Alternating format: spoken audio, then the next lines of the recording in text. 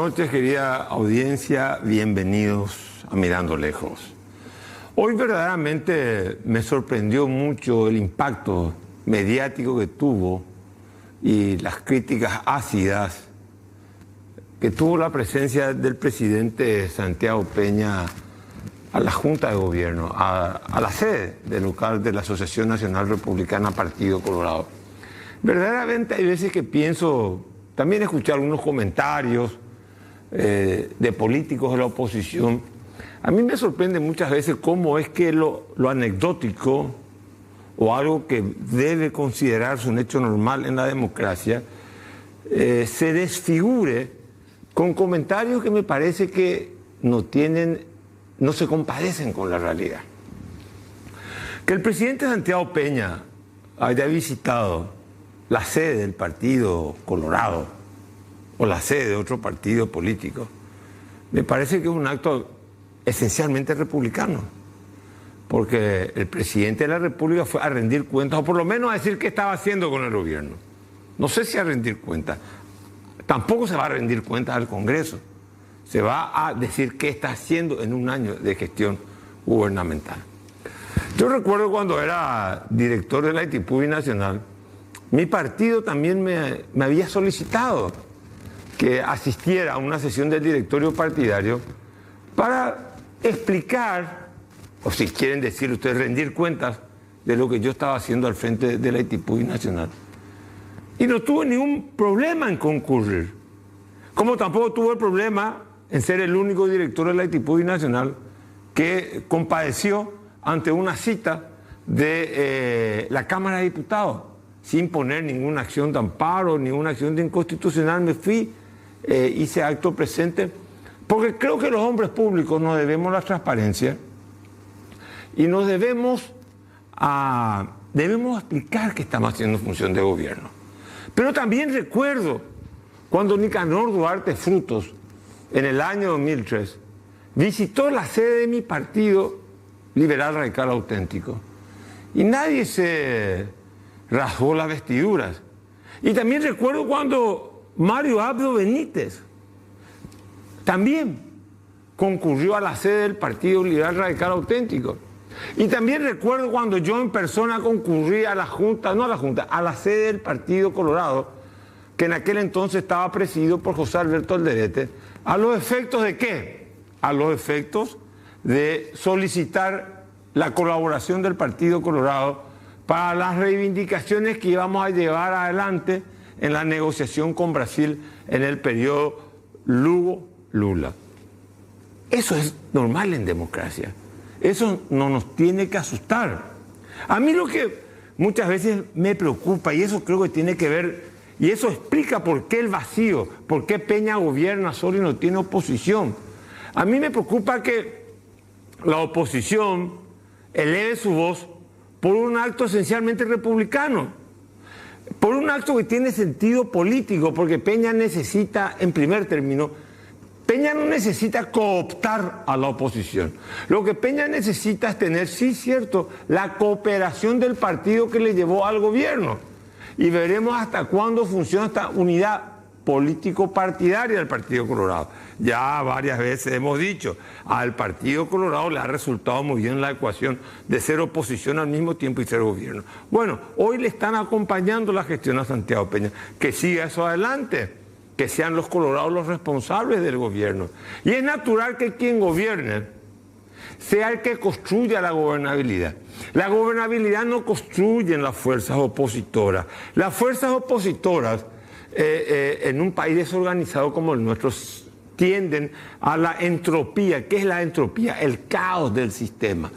Cosa que yo considero que es un error, pero esa es la tendencia que tenemos. Pero aquí en el Paraguay ni siquiera la oposición tiende a la entropía, o sea, a generar un caos dentro del sistema, sino que la oposición está tan perdida que no sabe qué hacer. Y a mí me sorprende eso, que se cuestione un hecho anecdótico, repito, anecdótico, y un hecho que tiene que ver con la lógica de la gobernabilidad que Peña tiene que buscar, y la primera gobernabilidad la tiene que buscar dentro de su casa, dentro de su familia política, que es el Partido Colorado, que a mí me parece que es lo más natural. Ahora bien, me parece que no entiendo cómo es que la oposición, por ejemplo, no ha expresado una sola opinión con respecto al acuerdo Paraguay-Brasil dentro de la Aitipú binacional. Si es positivo, si es negativo. No sabemos por qué la oposición, algunos sí quizás, personas individuales, no cuestionan que el presidente Peña esté jugándose su destino político, avalando la conducta de parlamentarios, como en este caso Galeano, Erico Galeano, que está procesado por una causa muy pesada, que es la causa del narcotráfico. El presidente de la República no tiene por qué asociar la presidencia de la República o la gestión de las políticas públicas con el destino individual de cada parlamentario. Pero también la oposición está muda en todas esas cosas. No sabemos por qué la oposición no cuestiona cuál va a ser la política energética del Paraguay.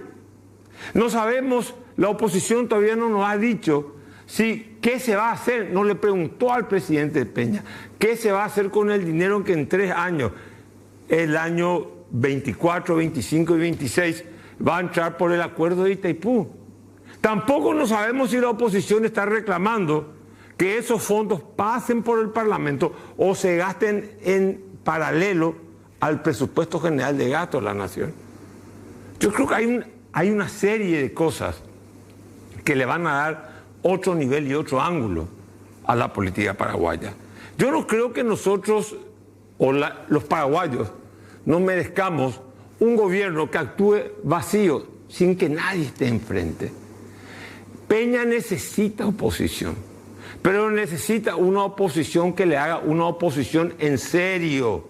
Y en serio no quiere decir gritar, tirar vaso de agua o hacer cualquier acto histriónico.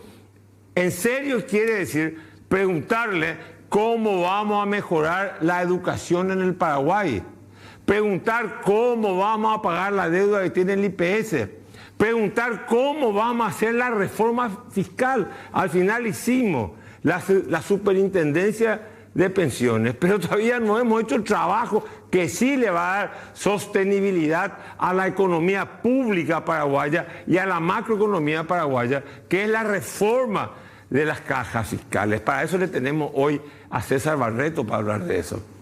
O sea, hay temas que son tan importantes que a mí me sorprende que la oposición no se pregunte, bueno, ¿cómo vamos a gestionar la ANDE? Para que la ANDE pueda aumentar su capacidad infraestructural y asegurar el abastecimiento energético en el Paraguay. No sabemos cuál va a ser la proyección. La oposición no le pregunta al gobierno cuál va a ser el consumo de la energía eléctrica aquí a 10, a 20, a 30 años. Hay cosas que son fundamentales. A mí me parece, honestamente, que administrar el detalle y no tener una visión estratégica de la política aleja el proceso político del proceso histórico. Cuando el proceso político se aleja del proceso histórico, del eje histórico, lo único que estamos haciendo es repetir payasadas, repetir lo mismo de siempre. Estamos habilitando de nuevo, allanando el camino a un continuismo que el Paraguay no puede seguir soportando. Entonces los señores de la oposición tienen que dejar de lado lo anecdótico y tienen que encarar el trabajo político de refutar, contrariar, controlar, fiscalizar, como corresponde el trabajo del presidente Santiago Peña. Y dejarse, como decimos en el lenguaje nuestro, dejar de lado la huideza, el huiroreí. Necesitamos una oposición seria que sea capaz, que tenga la herramienta para rectificar los errores que comete el señor Santiago Peña. Si no somos capaces de hacer eso, le estamos perjudicando al Paraguay. Le estamos perjudicando al gobierno de Peña y le estamos perjudicando a la oposición en general. Enseguida, con César Barreto y después con Camilo Suárez.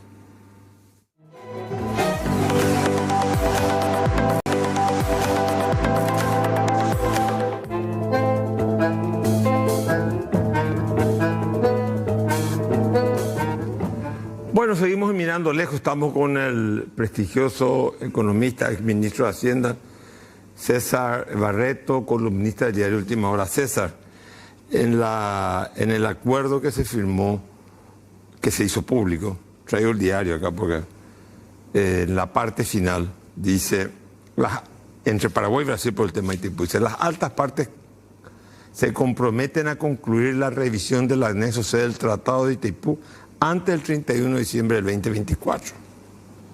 El texto final del anexo C, revisado, deberá contener los términos de este entendimiento.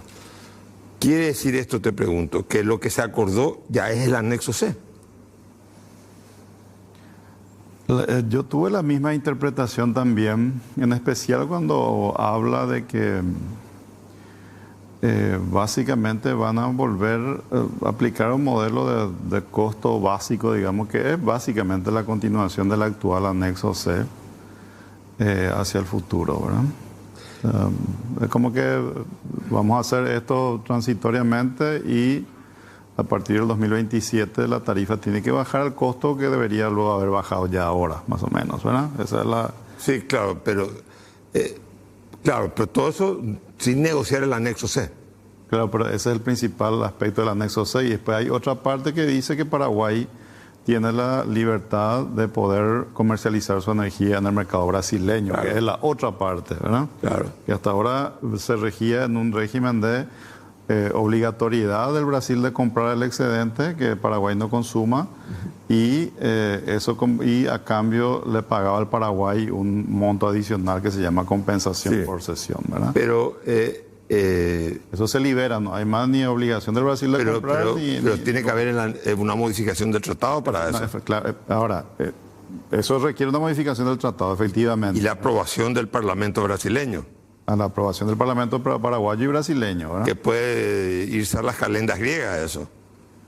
Yo me imagino que este acuerdo de 3 años transitorio está considerando un poco el hecho de que llevaría más o menos unos 3 años, porque se toma como referencia el anterior en el que vos estuviste involucrado, ¿verdad?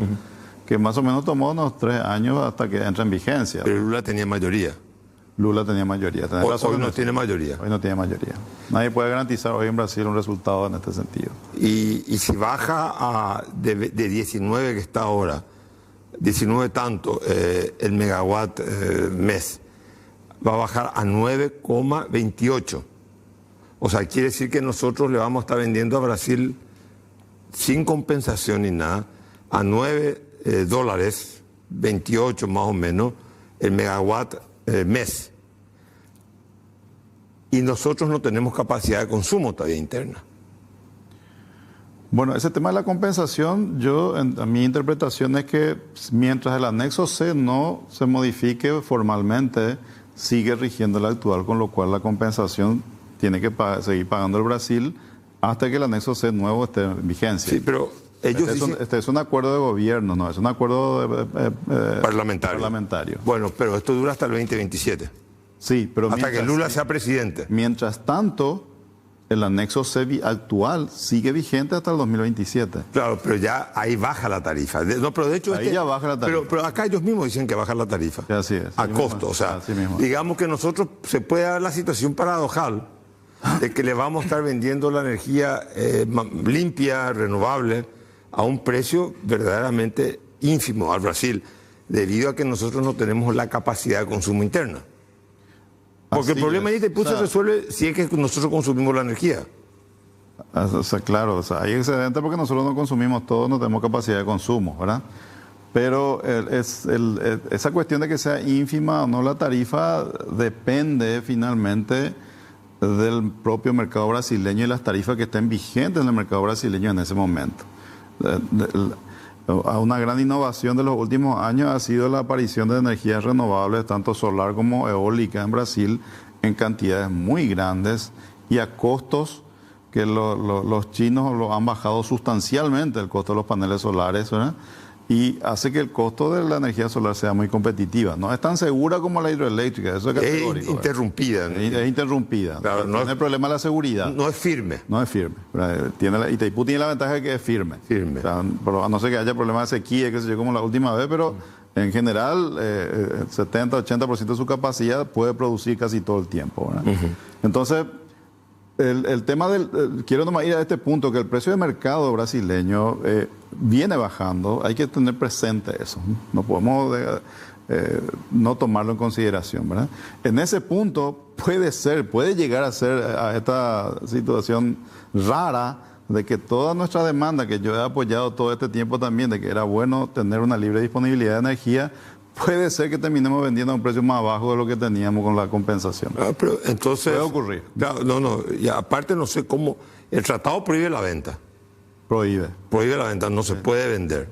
Entonces creo que es una declaración, o sea, es una expresión de deseo. Es una expresión de deseo respecto a la negociación del anexo C. Yo lo interpreto de esa manera, porque esto, cuando negocien el anexo C, vas a tener que tomar en cuenta esto. Entonces, esto vamos a poner en el anexo C. El anexo C va a regir si el Parlamento brasileño lo aprueba. Lo aprueba. Si lo aprueba en el 2040, será en el 2040. O sea, aquí sí que digamos, aquí rige el principio de la incertidumbre con respecto a todo esto. Absolutamente. Ahora, también está abierto de que por más de que negocie el anexo C, mientras no esté aprobado, no esté vigente, puede ser que vos sigas negociando la tarifa también en el 2027 de vuelta con criterios más políticos que técnicos. También eso está abierto. Está bien, hemos firmado un acuerdo, pero ¿qué pasa si a los brasileños les conviene en algún momento, en el 2028, que la tarifa no baje al 9? Claro, pero acá en principio... Acá se comprometen también a bajar. Claro, pero... O sea, y nos comprometemos nosotros. También, de paso. Pero somos nosotros los que le vamos a vender a ellos. O sea, yo no creo que a ellos les convenga subir la tarifa de Itaipú. Algo que nos compromete más a nosotros que a ellos, entiendo tu punto. Sí, eso es lo que yo estoy... En los análisis que yo hice sobre el tema de Itaipú, que hice varios a partir del 2008, 2009 en adelante, yo siempre consideré que como un escenario de largo plazo, que en mi lógica tendría que haber sido plasmado en el nuevo anexo C, era que de la tarifa que traíamos a la tarifa de costo, nos convenía a nosotros quedar más o menos en un punto medio. Claro. O sea, la propuesta original de Lula, vos decís, que era 16. 16, en realidad, si yo tomo el original y el costo era un poco menos que 16. Pero Lula había yo estoy hablando del anexo C. Vamos a modificar los componentes del anexo C. Principalmente royalties, ¿verdad? Que va a ambos gobiernos, de tal forma que ese 9.28 que vos decís, o 9.26, termine más o menos en una tarifa de 14.50, 14.70, $15 el kilowatt mes. Ese es lo que yo encontré de los análisis que hice desde el punto de vista financiero y desde el punto de vista del costo de la energía para nosotros aquí en Paraguay, incluso el costo que es relevante para la ANDE. Ese era el mejor escenario para nosotros. Lastimosamente en esto no se consideró esto. Aquí pareciera ser que vamos a bajar a los 9.28. A los 9.28. Yo creo que eso es menos conveniente para nosotros. Y mi análisis, yo lo miré en un contexto tributario general, no solamente la plata que podamos sacar de energía. Porque esto es un impuesto finalmente. Los royalties son un impuesto a la producción de energía, de Itaipú específicamente, ¿verdad? Entonces, como una energía de un costo tan bajo, desde el punto de vista tributario, en mi análisis era conveniente que yo suba un poco eso. Genere como un ingreso tributario adicional allí, antes que tocar el IVA, el impuesto a la renta personal, el impuesto a la renta empresarial. Que no todos, si vos sos presidente en el 2028, te va a tener que tocar eso, Carlos. Yo te lo garantizo. Si no, no vas a poder gobernar. Entonces, o sea, en el sentido, para mí vos decís que hay que aumentar la presión tributaria. Si no, no vas a poder hacer nada. O sea, yo hoy estoy más, con este acuerdo, estoy 100% más convencido que va a tener que tocar. Con este acuerdo vos decís, lo que viene a Paraguay por Itaipú se reduce, lo que obliga ergo a tener que aumentar un poco la presión tributaria. Así mismo. ¿Sí? En mi lógica, yo siempre quise convertir esos $500 millones en un ingreso permanente. Eso implica acá más de un punto porcentual del PIB, que implica también que vos tenés un sistema tributario con una carga menor equivalente a $500 millones. ¿Sí? O sea que si nosotros, a ver, con esto que se firmó, se reduce el ingreso del dinero al fisco paraguayo. Claro, o sea, vos podías haber generado estos $650 millones adicionales, que es lo que consiguió efectivamente Santiago Peña por 3 años. Yo hubiera preferido convertir eso en 500 millones permanentes. Permanente, claro. Permanente. Y incorporar en el anexo C, se considerará una revisión de los roles y el tiro, ¿verdad? De tal forma de lograr algo como eso. Porque cuando el Parlamento brasileño negocie, o sea, o tenga que aprobar lo que se apruebe como el anexo C, va a tener que aprobar todo esto que se contiene acá. absolutamente. Porque acá está clarísimamente en el último renglón, el texto final del anexo C, revisado, deberá contener los términos de este entendimiento. Así es. O sea, a mí ya me parece que el anexo C es este. Es este, o sea, se tiene O sea, que la base, o sea, el 90% de lo que es relevante ya está acordado acá. Porque libre disponibilidad, o sea, libre dentro del mercado brasileño, digamos, ¿verdad? Y la tarifa está definida y ese es el 90% del anexo C. Ahora bien, ¿en cuánto tiempo nosotros podemos tener un parque industrial que nos permita consumir nuestra energía? Bueno, pasa que nuestras tarifas en términos industriales son bajos ya. Hoy siempre han sido bajos. Está alrededor de $40 el megawatt para una empresa que compra en cantidades relevantes, digamos. O sea, nosotros tenemos tarifas muy bajas. O sea, esa tarifa de $40 que tenemos nosotros hoy, vos mirá Argentina, Brasil, Uruguay, todos están por encima de los $60, $80 incluso, ¿verdad? O sea, nosotros ya tenemos tarifa baja hoy para la industria. El problema es que no venga no es tanto porque la tarifa sea alta o baja, o haya más energía o haya menos energía. Hay otros aspectos muy relevantes para cualquier industria que nosotros nos cuesta todavía poder convencer. No tenemos una logística que sea eficiente, lo cual hace que tu costo para traer insumos o exportar productos finales es muy costoso. O sea, vos tenés que traer, procesar, enviar. Ese costo es probable que sea más relevante que la reducción del costo de energía que vos tengas, ¿verdad? O sea, yo le vi a una sola empresa importante, relevante, que ha planteado cosas concretas en Paraguay respecto a la energía, que fue Río Tinto, Alcana, ya por el 2010-2011, ¿verdad? Que era una empresa seria que planteó concretamente algo, incluso vinieron acá y se instalaron un tiempo, ¿verdad? No veo yo ese tipo de empresas hoy que estén pensando hacer lo mismo en Paraguay hoy. No sé por qué razón se fueron ellos, porque yo apoyé con mucha fuerza ese proyecto, me parecía que era algo... O sea, digamos que la industria intensiva que consuma energía a un precio... No ando, porque la ANDE no le va a vender a 9,20 y tanto, la energía la va a vender a 30. Es que no le puede luego vender. O sea, lo que pasa es que la ANDE tiene que venderle una energía a alguien que le garantice que le va a proveer 10, 15, 20, 30 años. Entonces vos tenés que venderle al costo incremental de energía que vos vas a tener todo en el futuro, no el de ahora, ¿verdad? La pregunta es... Entonces, si vos le bajás a $10 hoy, bueno, ¿qué vas a hacer dentro de 10 años cuando llegue? Pero a partir del 2027 bajan, la ANDE va a comprar de Itaipú a 9. Sí, pero ¿por cuánto tiempo le va a durar eso, Carlos? Cuando vos termines de consumir Itaipú y tengas que construir la siguiente central eléctrica, esa siguiente energía te va a costar $30. Más, si o es, más, si es renovable. Claro, sí, o más, ¿verdad? Depende de cómo se construye. Entonces, ¿cómo vas a vender a 10 hoy que vos sabés que dentro de 10 años vas a producir a $30? No puedes vender a 10. Por lógica, si haces eso te está tirando un tiro al pie. O si no, tenés que decirle, mira, yo te fijo 10 hoy, pero dentro de 10 años yo te subo a 40. O sea, digamos, una proyección del precio. Una proyección para darle certidumbre, porque los $10 no va a poder tener todo el tiempo, ¿verdad? No, aparte de los $10 es lo que la ANDE compra y tipo, después la ANDE le vende a la empresa. Sí. Bueno, yendo un poco... O sea, digamos que lo que te quiero decir es, este acuerdo de Itaipú, vos tenés tus reservas todavía, tus dudas con respecto a cómo se va a manejar. Una de cal y otra de arena. Nosotros hemos planteado el acuerdo puente ya por el 2020 ya sobre este tema. Nosotros necesitábamos un acuerdo puente que asegure mantener la tarifa mientras negociábamos el anexo C. O sea, el acuerdo puente está y es bueno que hayamos conseguido más recursos porque el país necesita. Pero por 3 años. Pero viene la otra parte, que es que ya definiste cuál va a ser la tarifa del nuevo anexo C y...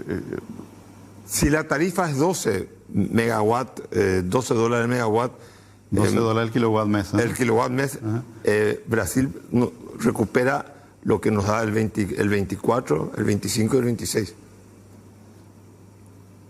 O sea, Brasil recupera en el 2027 lo que nos está dando en estos 3 años. Así es. O sea, digamos los brasileños... Mi análisis, yo escribí, he hecho un artículo que fue publicado por el propio Ministerio de Economía hoy, hace unos 2 años atrás. Para mí la mejor solución era tratar de tener en un punto medio, una tarifa de punto medio alrededor de $15 el kilowatt mes, ¿verdad? Ese porque dure hasta que el Paraguay contrate toda su potencia. Así mismo. Bueno, yendo a otro tema que está en esta acuciante, la caja fiscal. Se hizo la superintendencia. Hoy o antes de ayer te leía diciendo que el contribuyente paraguayo sigue pagando más a la caja fiscal en vez de gastar en educación y en salud. Fueron casi textuales tus palabras. Sí, lo que pasa es que Los análisis que hacemos pareciera ser como que es una situación normal esa, y no es una situación normal. O sea, la caja fiscal, si fuera un ente autónomo, si estuviera fuera de la caja del Ministerio de Hacienda, tendría que estar buscando la forma de cómo hacer para que sus números cierren, ¿verdad? O sea, si está teniendo déficit, o tiene que aumentar los ingresos o tiene que reducir los pagos a las jubilaciones. Porque lo que ingresa es lo que necesita, lo único que puede usar para pagar. Lo que pasa es que como está dentro del Ministerio de Hacienda desde 1908, no sé qué, cuando se creó, ¿verdad? Es como que es parte del tesoro, entonces cuando falta plata salgo acá y pongo acá, ¿verdad? O sea, se saca el impuesto que recaudó el Estado y con eso se le paga. Claro, pero esa no es una situación normal. Eso no puede ser una situación normal. Nosotros no estamos como contribuyentes obligados a tener que pagar la jubilación de los funcionarios públicos. No es Porque así. a mí nadie me paga mi jubilación. A mí tampoco. Y a la mayoría de los paraguayos. El 80% de los paraguayos, ¿verdad? Hay un 20% nomás que se va a jubilar en algún momento con su aporte y su esfuerzo, digamos, ¿verdad? Hay un montón ahora que se jubilan también con este programa de adultos mayores, que yo estoy de acuerdo con ese, es un programa social. Alguien que ya no ahorró en su vida, llega viejo y sus hijos son, qué sé yo, gente de pocos recursos y de qué va a vivir. Entonces me parece que eso es razonable, ¿verdad?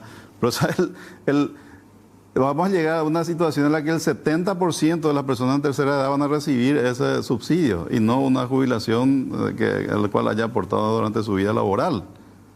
Ahora, pero encima, si a esto que aportan, en especial los funcionarios públicos, si a ellos encima le estamos subsidiando 140 millones de dólares, casi un 30% del gasto que tienen, o sea, no puede ser. Eso no es normal, Carlos. Eso es lo que yo quiero que entiendan.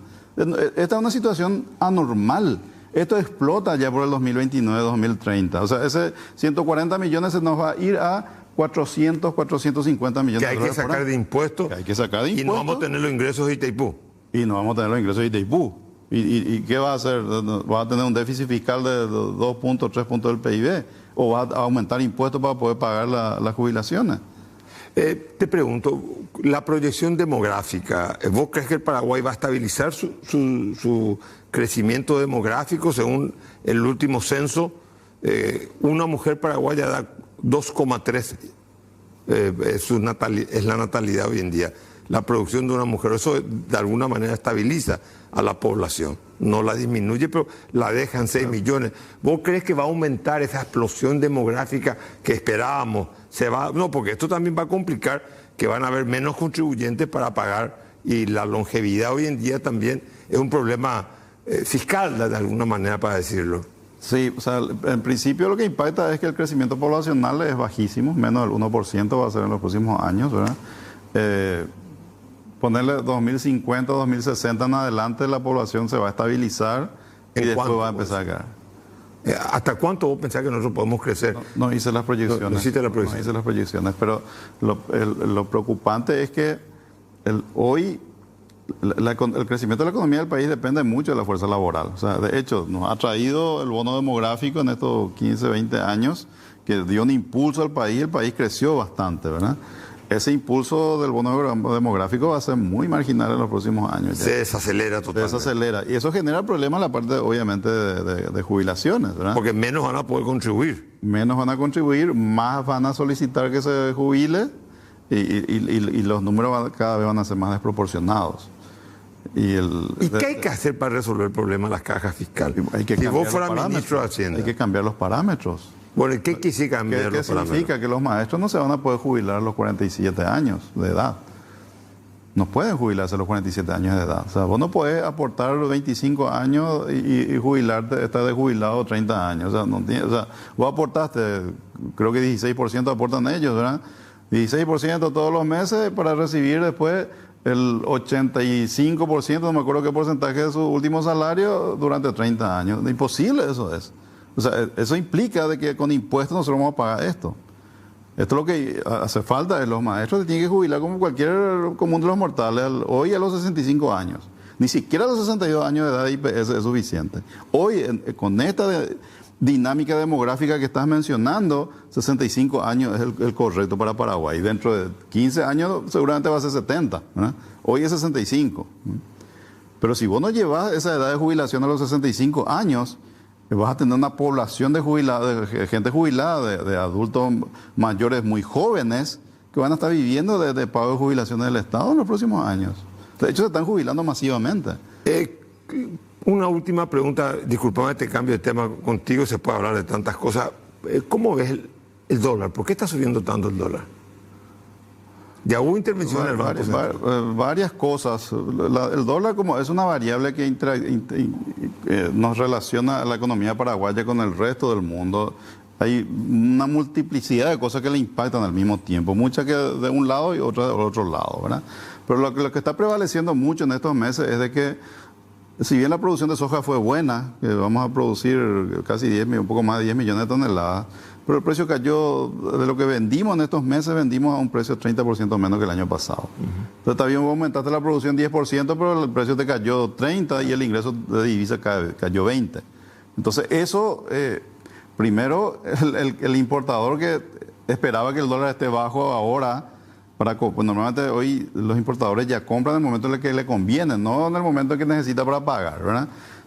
Ellos estaban comprando en el momento en que el dólar es bajo y después pagan sus importaciones del segundo semestre, ¿verdad? Bueno, ahora lo que vieron es que como hay pocos dólares, es probable que el segundo semestre esté caro, entonces yo anticipo mis compras ahora y esa demanda aumentó en los primeros meses del año. Entonces tuvimos déficit en el mercado de divisas, el Banco Central está participando casi todos los días, ¿verdad? Y el otro es de que el Banco Central bajó las tasas de interés de guaraníes, ¿verdad? Porque el Banco Central de Paraguay maneja guaraníes, la Reserva Federal de Estados Unidos maneja los dólares.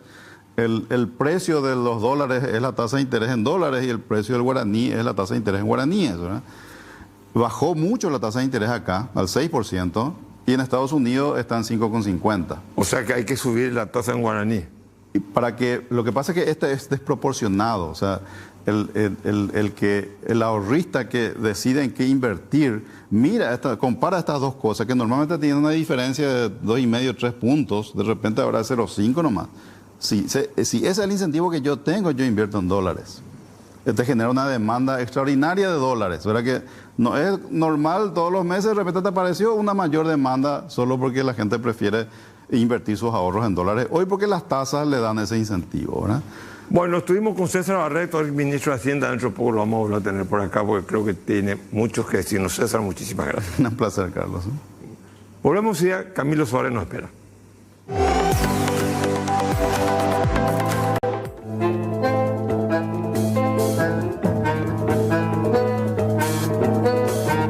Bueno, estamos, como habíamos dicho, con el analista, sociólogo, politólogo y también periodista Camilo Suárez. Camilo, ¿cómo estás? ¿Qué tal, doctor? Un gusto compartir contigo, como siempre un gusto. Bueno, igualmente. O sea que cada vez que vengo a visitarte estás lanzando un libro.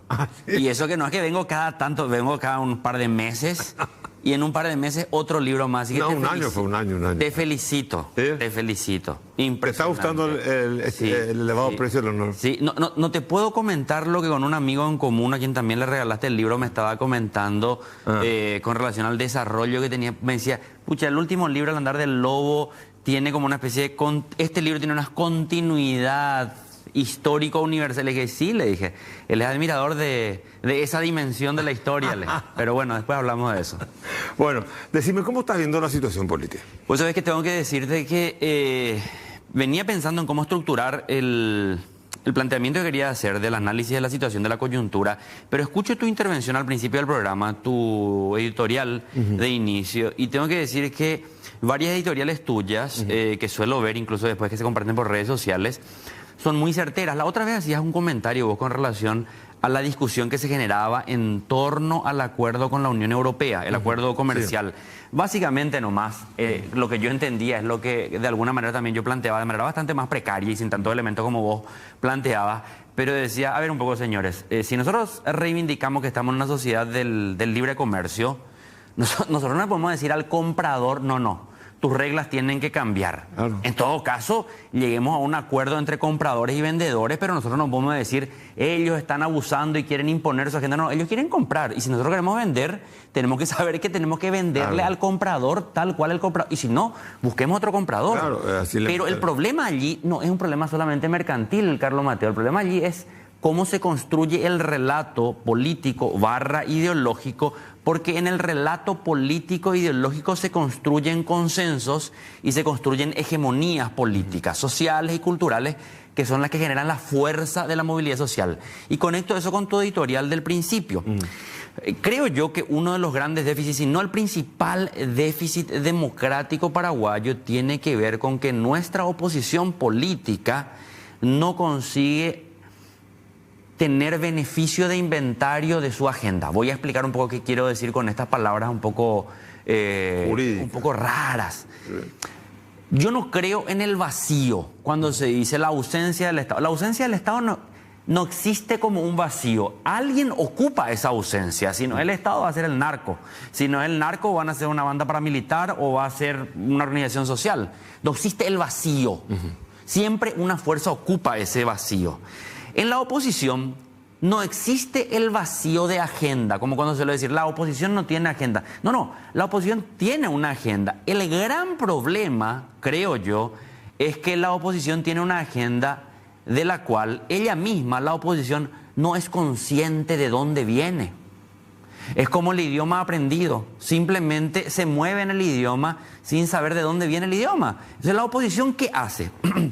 Se levanta a la mañana, los principales líderes, estoy simplemente caricaturizando, mal que mal, antes de salir a hablar en algún medio o salir a ir al Parlamento, lo que sea, ven los titulares de los diarios, leen las redes sociales y ven cuál es el trending topic, de qué se está hablando. Entonces, de lo que se está hablando, construyen su discurso y construyen su tema de agenda. En estos días, el tema de la visita del presidente Santiago Peña a la Junta de Gobierno.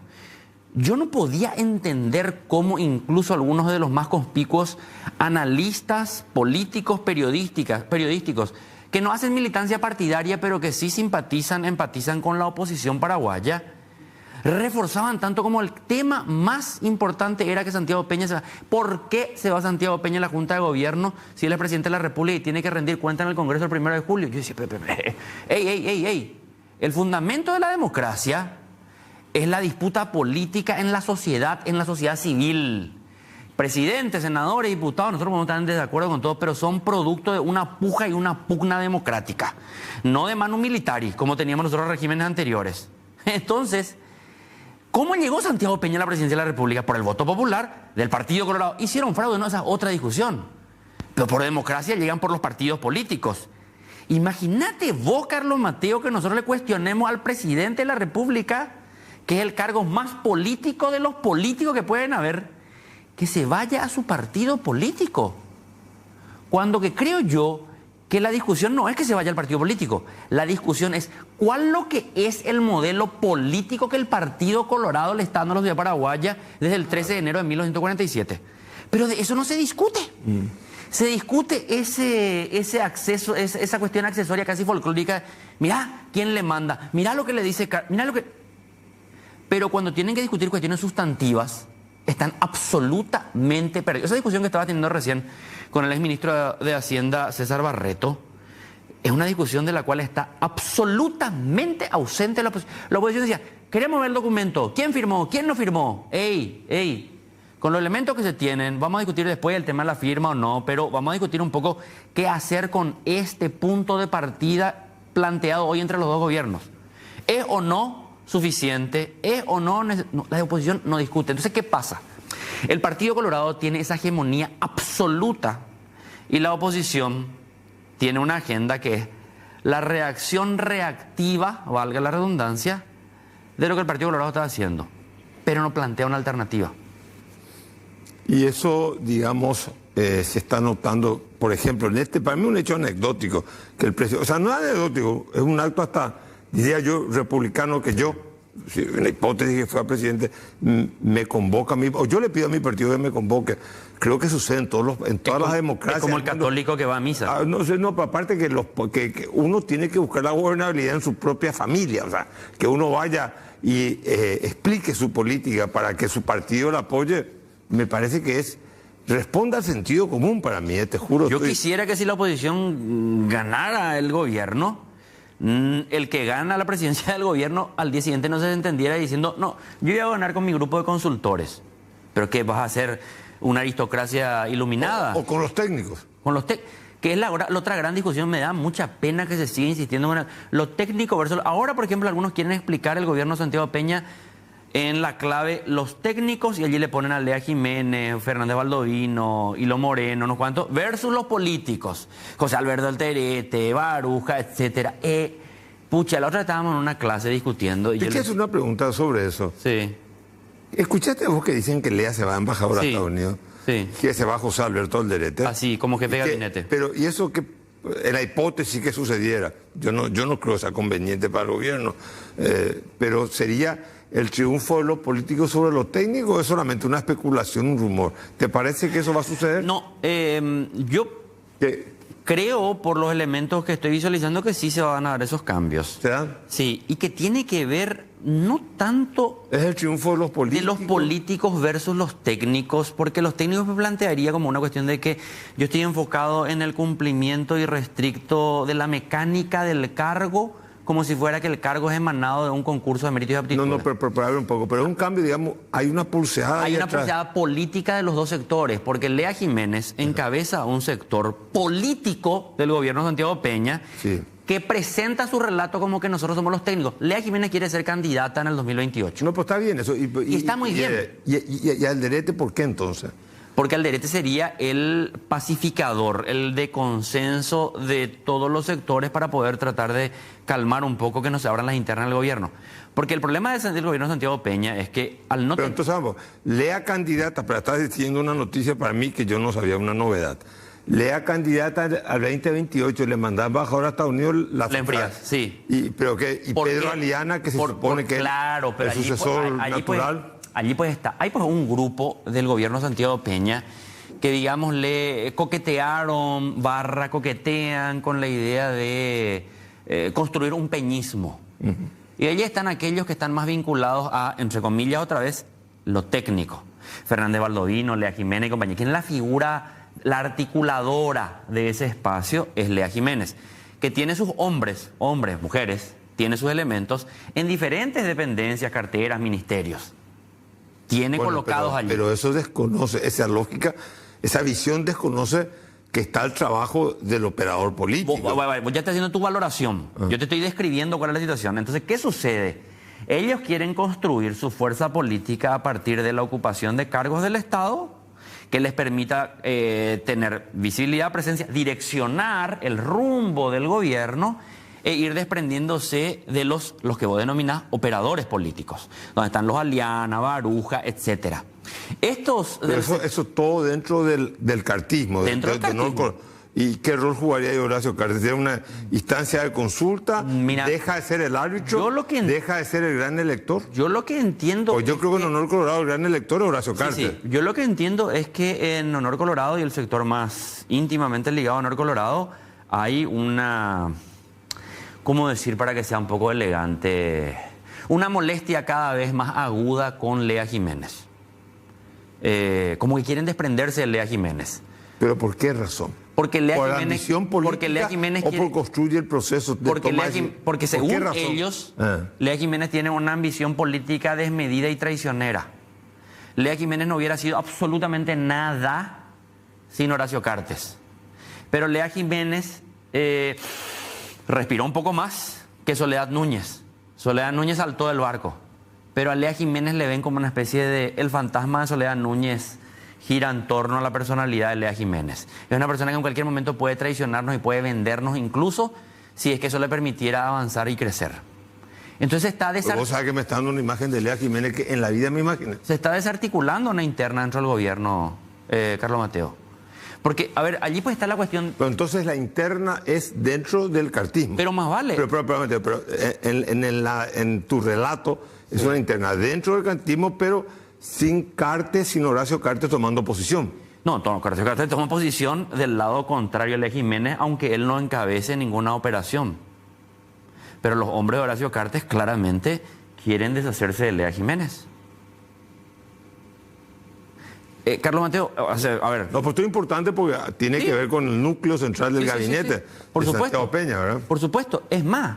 Pero Lea Jiménez tenía la bendición, la confianza Lea Jiménez fue puesta aparte fue ministra de Hacienda, Claro. una mujer de Fue trayectoria ministra de Hacienda ¿de y qué competencia técnica, de Horacio Cartes. Bueno, ¿y Soledad Núñez fue ministra de qué gobierno? También de Horacio Ok, Cartes. a eso vamos justamente. Soledad Núñez tuvo, Lea Jiménez tuvo un poquito más de olfato político y dijo, no me conviene saltar del barco ahora porque el grupo hegemónico está aquí. Afuera de aquí no hay absolutamente nada. Entonces vuelve colorada, dirigente, candidata, que de alguna manera trata de emular los pasos de Santiago Peña. Se pone la pañoleta y entonces saca fotos con Galaverna, ¿recordás vos eso? Esos actos casi folclóricos para decir, yo también soy de esta tribu.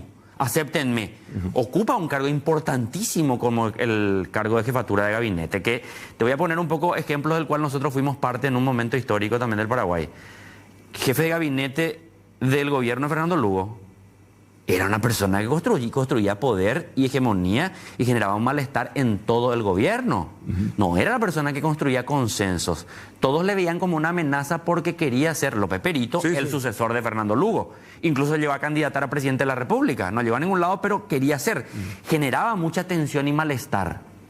No generaba articulación de gobierno. Entonces, a Lea Jiménez se le está viendo de esa manera también en este momento. Pero no es muy prematuro. Es que el problema es el siguiente, Carlos Mateo. Te pregunto, porque me parece, estamos a 8 meses del inicio del gobierno de Santiago Peña. Yo no hago juicios de valor. Lo prematuro para mí no tiene que ver con bueno o malo. Lo prematuro No, es mí, una cuestión de calendario nomás. Digo nomás porque que estamos tan acostumbrados a ese pensamiento maniqueo que si vos no condenás o si vos no haces viva, dale, hurra, un análisis. El problema es el siguiente. Cuando vos tenés la famosa figura en la ciencia política de la ciudad asediada genera cohesión interna. Por más que vos decís, este tipo es un flor de hijo de la gran pistola, pero estamos todos amenazados. Relaja la presión sobre la ciudad y empiezan los conflictos internos. Entonces, ¿qué le sucede al Partido Colorado, a Honor Colorado, al gobierno? El gobierno no tiene ninguna oposición externa al círculo de Honor Colorado. En el partido... Ni siquiera, digamos, el grupo de Mario Abdo. Es que, está siendo totalmente cooptado. ¿Quién? No te pregunto. Pero yo te pregunto, ¿quién? Decime, decime Lilian Samaneo siempre fue... Es que Lilian Samaneo no está liderando la construcción de un grupo de contrapoder al interior del Partido Colorado. Puede ser hasta disidente, pero se queda en el molde. ¿Quién está liderando la construcción? Mario Abdo está dedicado al buen vivir. Él no está con un proyecto político. Vos le escuchás a algunos de los que fueron secretarios, Dani Núñez, Mauricio Espínola, que salen a decir discursos con una especie de épica, pero que nadie le cree, de que se están construyendo. No hay una construcción interna de la oposición al Partido Colorado. La expansión, el crecimiento de Honor Colorado hace que emerjan sus crisis, digamos, no sentirse asediados. Es que Honor Colorado está absorbiendo todo y llega a un punto en que... Honor Colorado y el Partido Colorado. Así es. La mecánica del poder tiene límites físicos. Vos no podés tener de los 17 gobernadores que tiene el Paraguay, 15 son colorados, y de los 15, 14 de Honor Colorado. ¿Cómo distribuir los cargos y las prebendas y los negocios? Que es lo que le unifica al Partido Colorado. Hablemos claro, no es una cuestión ideológica lo que le unifica.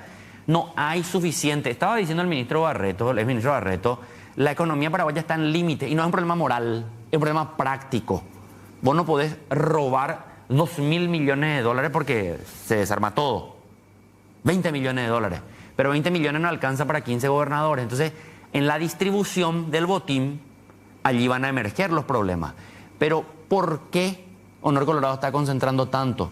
Porque primero, dentro del Partido Colorado no existe una oposición que pueda disputarle, como si ya existía prematuramente con el gobierno de Horacio Cartes. Rápidamente Mario Abdo es el que representa la unificación de sectores de la oposición. Pero también había una oposición por fuera del Partido Colorado, aunque sea formal, había. Hoy en día, Carlos Mateo, el principal partido de la oposición paraguaya está, creo yo, como nunca antes de la caída de Alfredo Stroessner hace unos días. Yo no recuerdo el Partido Liberal, a lo mejor no tengo tanta edad, pero yo recuerdo el Partido Liberal en la época de Domingo Laíno. Y Domingo Laíno tenía su impronta, su agenda, toda la crítica, pero tenía el Partido Liberal una identidad. Termina la era Laíno y vienen allí Yoyito Franco, Wagner y compañía. Después viene la época de Lugo. O sea, el Partido Liberal tenía hoy quién es, qué es el Partido Liberal, cuál es. Y por fuera del Partido Liberal, ¿cuál es? O sea, también se atomizaron. La izquierda desapareció. La izquierda en términos de representación política está ausente, por fuera de. por más que los conflictos sociales se hayan agudizado, o haya mayor necesidad social. Lo que muestra la confusión de muchos analistas, tanto de derecha como de izquierda, que pensaban que el malestar social tenía una traducción ideológica en el marxismo o en la izquierda. El malestar social tiene traducción en aquel sector que le habla.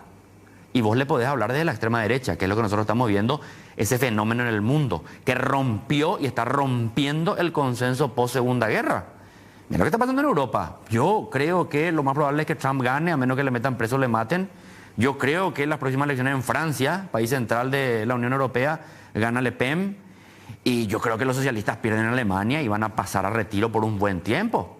Y la derecha alemana que gana, CDU y compañía, no van a ser con tanta libertad como era antes, porque el crecimiento de la extrema derecha alemana va a tener que ser considerado. Si le vetan, no hay forma de gobernar.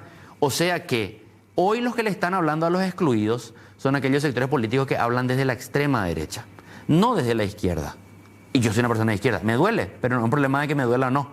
Es la constatación. En Paraguay, Carlos Mateo, ¿quién le está hablando a todos aquellos sectores de la sociedad paraguaya excluidos del modelo de desarrollo? ¿Quién le está hablando? Porque Payo no está hablando.